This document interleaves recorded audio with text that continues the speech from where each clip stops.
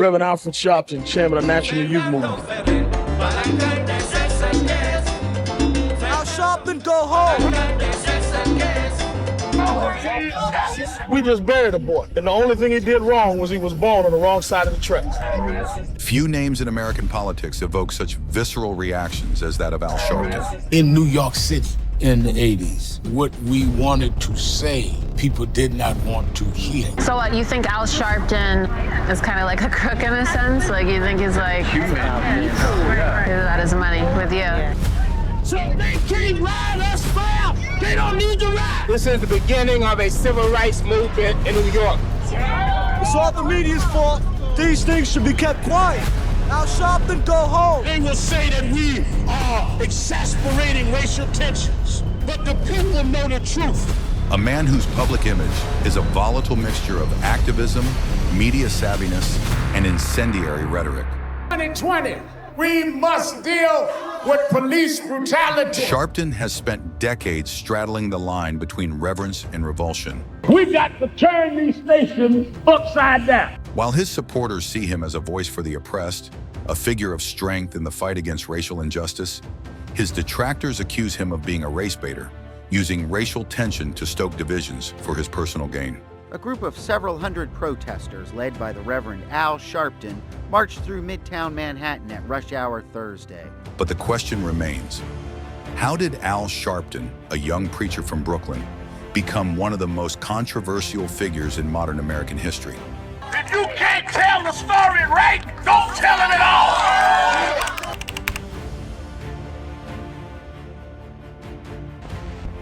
Brooklyn, across the river, the city of friendly people sometimes called Dodgerville. Alfred Charles Sharpton Jr. was born on October 3, 1954, in Brooklyn, New York. The youngest of two children, Sharpton's early life was marred by hardship. When his father abandoned the family, Al and his mother were forced to move into the housing projects of Brownsville. In 1963, Sharpton's father left his wife to have a relationship with Sharpton's half-sister. Ada took a job as a maid, but her income was so low that the family qualified for welfare and had to move from middle-class Hollis to the public housing projects in the Brownsville neighborhood of Brooklyn. Life could have been one of obscurity and struggle, but something about Al Sharpton always stood out. By the age of 4, Sharpton was already preaching to congregations, mesmerizing audiences with his natural charisma and ability to orate. His Pentecostal faith was not just a familial expectation. It became the very foundation of his future public persona. By the time he was 10, Sharpton had been ordained as a minister, an achievement that catapulted him into the spotlight. This wasn't just any child. Sharpton possessed an innate ability to command attention, a talent he would later use to wield incredible influence. One fact that isn't widely known is that Mahalia Jackson, the famous gospel singer, was one of Sharpton's earliest mentors. It wasn't just the church that shaped him. His close friendship with James Brown, the legendary godfather of soul, taught him how performance could sway public opinion and capture the hearts of the people. Joining James Brown, Muhammad Ali, and myself now from New York City is the Reverend Al Sharpton. And Mr. Brown, James, I'd like to ask you about this young man, how you came to meet him, and what the National Youth Movement, which he represents, is all about. Tell me something about that. It's about teaching young kids the right way to go and the things to be involved in education. Don't be a dropout, which is one thing I'm very much behind. You can be a James Brown, one of the greatest entertainers in the world, and me, one of the greatest fighters.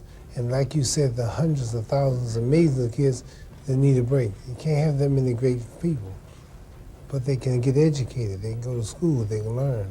I don't believe in hopeless. Don't you think it's hope? If you believe in something, try it. No such hopeless. I don't believe in hopeless. We're not gonna go with that. And I think he's about teaching them how to get out and fight for themselves. That's what it's about. No, it's not hopeless. Sharpton wasn't simply learning to preach, he was learning how to captivate. Yet even from a young age, there were whispers. Was Sharpton driven by a genuine sense of justice, or was he crafting a more self-serving path? The only way to do that is everybody to get up and work by the sweat of their brow in America and try to be productive like these two gentlemen have been in their life against all odds. They came up in a world that was alien to them, and they made it. And we can make it if we have the same initiative they did. In 1969, Al Sharpton's political journey began when Jesse Jackson appointed him as the youth director of Operation Breadbasket's New York City branch. I just want young America to do me one favor. Just one favor. Exercise the right to dream. You must face reality, that which is, but then dream of the reality that ought to be. This organization aimed to secure better job opportunities for African Americans, planting the seeds of Sharpton's activism. Just 2 years later, at 17, Sharpton launched the National Youth Movement, his first significant step into the world of civil rights, with the goal of galvanizing young African Americans and pulling them into the movement. But it wasn't just formal activism that defined Sharpton. He quickly became known for his public protests, loud, confrontational, and meticulously designed to grab headlines. Use hope and imagination as weapons of survival and progress. The National Youth Movement was merely the prelude to what would become a defining chapter in Sharpton's life. The people who made those allegations lied. It was the Tawana Brawley case in 1987 that catapulted him into the national spotlight, marking his transformation into one of the most polarizing figures in American activism. Their outrageous, irresponsible acts have increased the atmosphere of tension between the races. If we had something right or wrong, at least give us credit, at least give me credit for a life that was geared towards social justice, even if you think I was wrong on some cases. Don't act like I wasn't geared towards it. It was a story that gripped the nation. Tawana Brawley is a 16-year-old girl whose story is the talk of New York these days. The New York State teenager who claims that she was abducted and raped by 6 white men. My name is Tawana Brawley. All right. I'm not a liar and I'm not crazy. Tawana Brawley, a 15-year-old African-American girl, claims she had been kidnapped and raped by a group of white men, some of them police officers. It was 1987. Tawana Brawley was a 15-year-old who claimed she was raped by 6 white men in law enforcement, and Al Sharpton took up her cause. But there was no forensic evidence of any sexual attack, and there was evidence Tawana made up the whole story. We're going to expose the facts in these crimes that you do against black people. New York State is now the capital of racial violence. We are not going to let this girl be the scapegoat of a corrupt system. The shocking images of Brawley, found covered in feces, with racial slurs scrawled on her body, ignited national outrage. Corrupt system. We want to show the world how low down, dogged, and callous the state of New York is. The media now has released that Tawana identified Chris. We have the facts and the evidence that an assistant district attorney and a state trooper did this. This was the moment Sharpton had been preparing for his whole life. Sharpton didn't just insert himself into the case, he became the face of it, making wild accusations without substantial evidence. Further split New Yorkers often along racial lines, including scores of protests and demonstrations. Problem is, Brawley, as we learned, was completely making this up. She made up the story to avoid reportedly a beating at home after running off with her boyfriend, Pagonis. He alleged that high-ranking officials, including a local prosecutor, were involved in the horrific crime. But as the investigation unfolded, cracks began to appear. A grand jury determined that Brawley had fabricated the entire story. For most, being caught defending a hoax would have been the end of their career, not for Sharpton. Instead of apologizing or stepping back, he doubled down.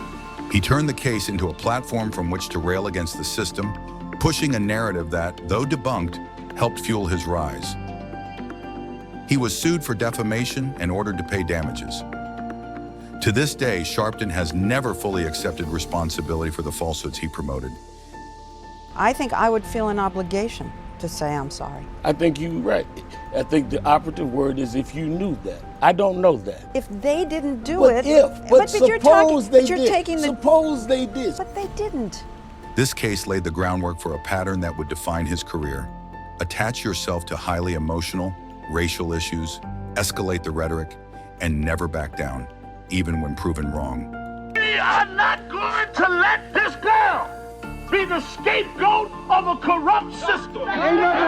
We want to show the world how low down, doggish, and callous the state of New York is. Did a crime occur, in your view, still? Whatever happened, you're dealing with a minor who was missing 4 days, so it's clear that something wrong happened. He's still saying, I think something happened. Gosh, you know, you're supposed to be a little bit bigger all these years later than being able to say, I think something happened.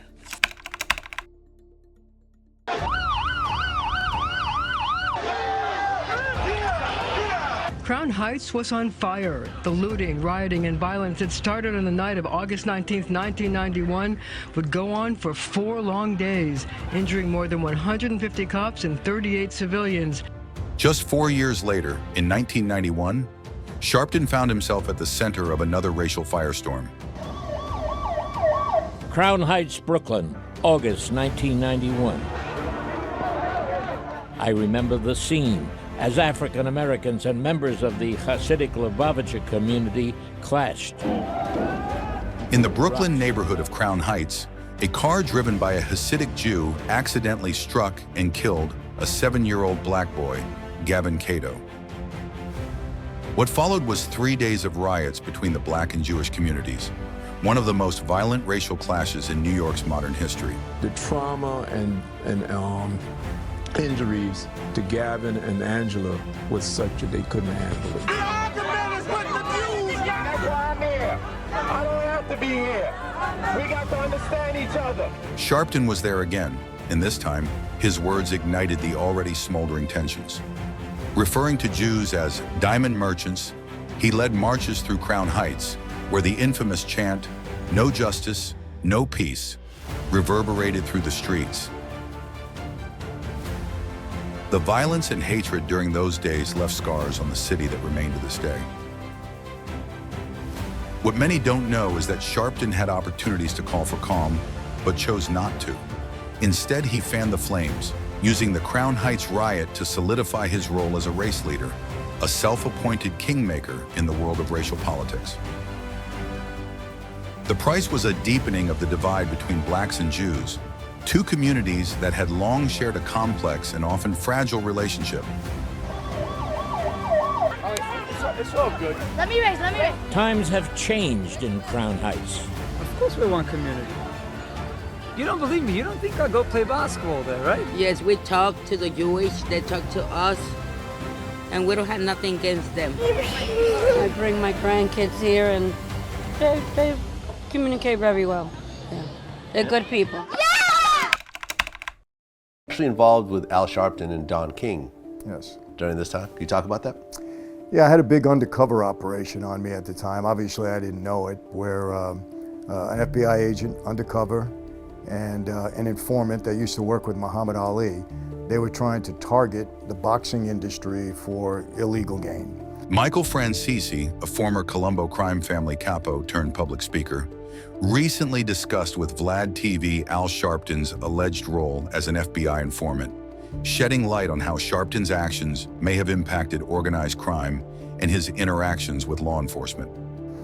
And Al Sharpton, who I knew very well at the time, was my liaison between Don King and myself.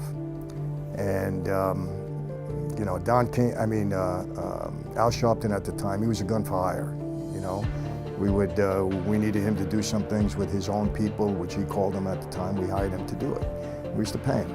By the 1980s, while still involved in civil rights, Sharpton found himself entangled in the darker corridors of the music industry, where organized crime held significant sway. Here, Sharpton's narrative took an unexpected turn. Faced with threats from figures within the mob, particularly from the Genovese family, Sharpton made what some might call a Faustian bargain. He turned informant for the FBI. This was not merely a passive role. Sharpton wore wires, recorded conversations, and actively participated in operations aimed at dismantling the influence of the mafia in the music business.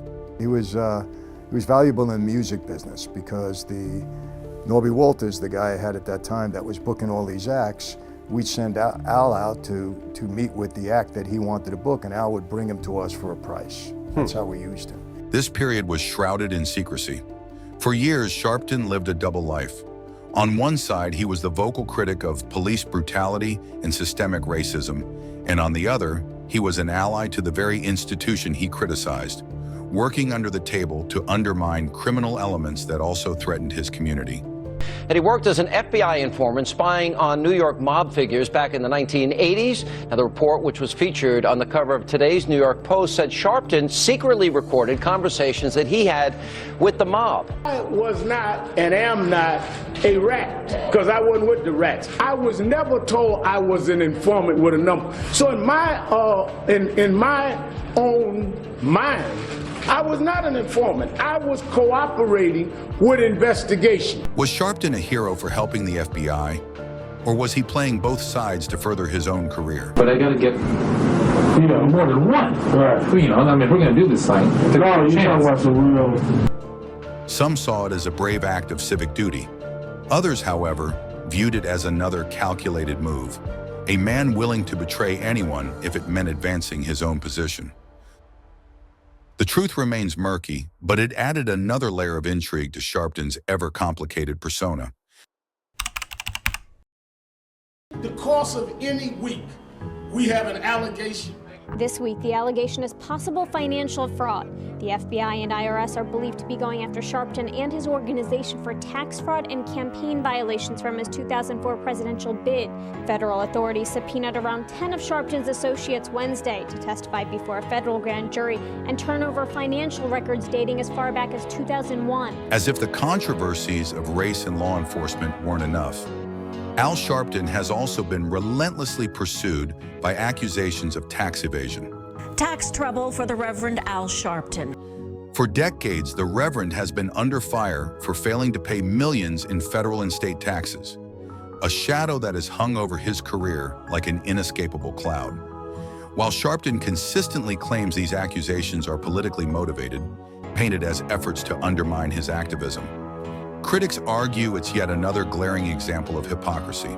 I've probably been under every investigation known to man, and I can't remember a time that I've not been under investigation. The whispers around Sharpton's tax troubles began in earnest in 1993, when he pleaded guilty to a misdemeanor for failing to file a state income tax return. But that was only the beginning. Authorities later discovered that one of Sharpton's for-profit companies, Raw Talent, which collected revenue from his speaking engagements, had also failed to pay taxes, a pattern that continued for years. In 2008, things took a dramatic turn when the Associated Press reported that Sharpton and his businesses owed nearly $1.5 million in unpaid taxes and penalties. Sharpton himself owed $931,000 in federal income tax, and his company, Reverend Al Communications, racked up an additional $176,000 in state debt. His tax woes spiraled from there. The story doesn't stop at unpaid taxes. In 2010, the Internal Revenue Service, IRS, filed a notice of federal tax lien against Sharpton for over $500,000. By 2014, the numbers became even more staggering. The New York Times reported that Sharpton and his for-profit businesses owed a jaw-dropping $4.5 million in state and federal taxes. The story is, at best, misleading and totally out of context. According to a New York Times report, the Reverend Al Sharpton owes $4.5 million in current state and federal tax liens against him and the National Action Network. Today, Sharpton spoke out against those claims, saying the Times got the facts wrong. National Action Network and I owe no current taxes. Sharpton insists that the investigations into his financial affairs were spearheaded by forces seeking to damage his reputation and quiet his voice. He points to the subpoenas the IRS sent to corporations that had donated to his National Action Network, suggesting that this wasn't about taxes, but about undermining his influence. I have not owed a dime in current taxes or in National Action Network taxes since President Obama or de Blasio's been in office, since that's the ones they want to use. I did under Bush and Bloomberg. The Reverend's tax controversies cast a long shadow over his legacy, raising doubts not only about his finances, but the very integrity of the platform from which he speaks. Do Sharpton's financial controversies undermine the very message he spent decades preaching, or can his platform still stand strong despite the shadows? Would you still trust their message? In recent years, Reverend Al Sharpton has transitioned from grassroots activism to the media spotlight, securing a prominent role as a political commentator on MSNBC. He remains a key voice in conversations about race, policing, and social justice. However, some critics argue that Sharpton's media presence is less about resolving these issues and more about keeping them at the forefront of public discourse. They suggest that his approach may sometimes exacerbate tensions rather than promote healing. Despite controversies and criticism over the years, Sharpton has maintained a significant presence in American race politics. His continued influence raises the question, is he a genuine civil rights advocate, or has his prominence been shaped by navigating the complexities of race for personal and political gain? Sharpton's legacy is viewed by some as a mix of advocacy and controversy, with concerns that his methods may prioritize maintaining relevance over fostering unity. Do you still trust Al Sharpton to stand for justice and your rights? Or does his own controversy change your view? Let us know in the comments, and thanks for watching.